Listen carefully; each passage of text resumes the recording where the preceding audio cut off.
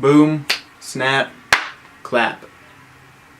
President Monson, oh Captain, my Captain, you will be missed. A few years ago, on my mission, my companion Elder Green and I made a bet that the next prophet would be Dallin H. Oaks. But it looks like we underestimated President Nelson's physical stamina.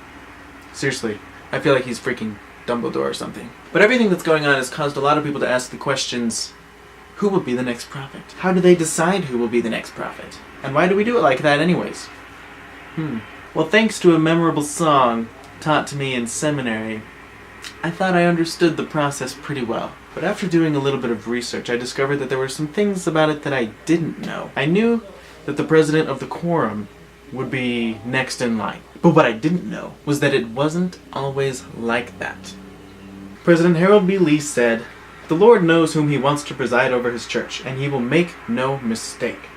The Lord doesn't do things by accident. He has never done anything accidentally." So by the way, even though policies change in the church, principles and doctrines do not. The point is, God still calls his prophets, and he always will. In the beginning, however, church leadership was much different than it is today.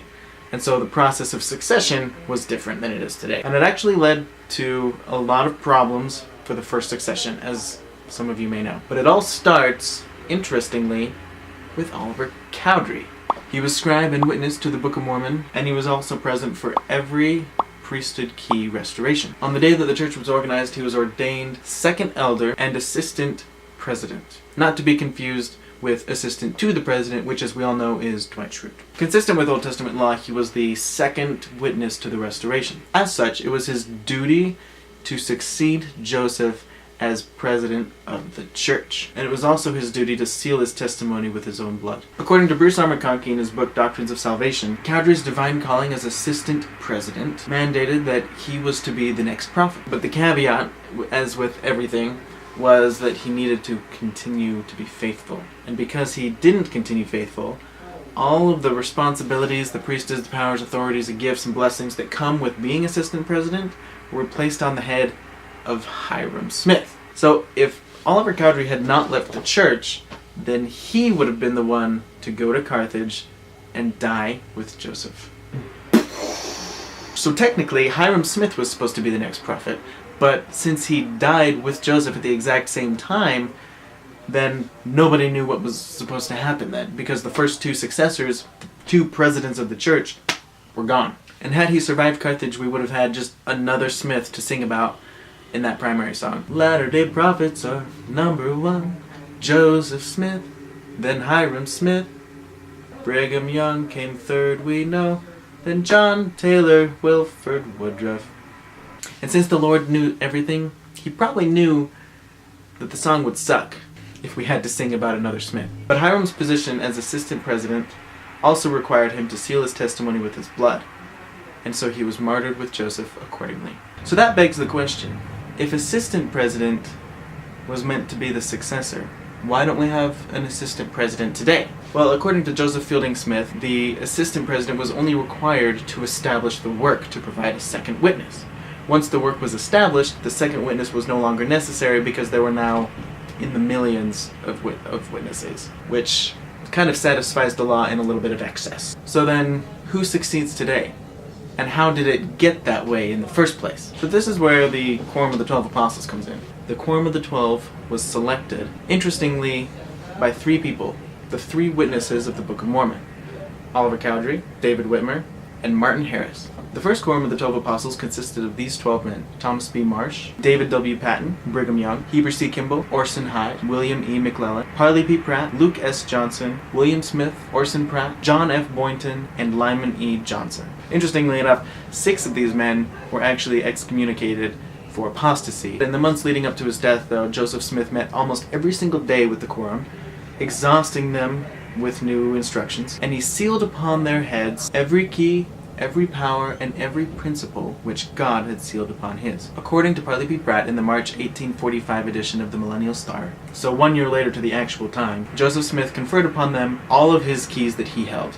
And then, upon the head of Brigham Young, he conferred an additional key, which was the key of sealing, the most sacred of all priesthood keys, which pertains exclusively to the first presidency of the church. So in this way, Joseph Smith made clear to the quorum that Brigham Young was meant to succeed him in the first presidency, should he and Hiram both be killed, which was something that Joseph was kind of having premonitions of for a long time. Following the death of Joseph and Hiram and the absence of the 12 apostles who were all on missions, Sidney Rigdon, who was the first counselor, was the only remaining leadership in Nauvoo.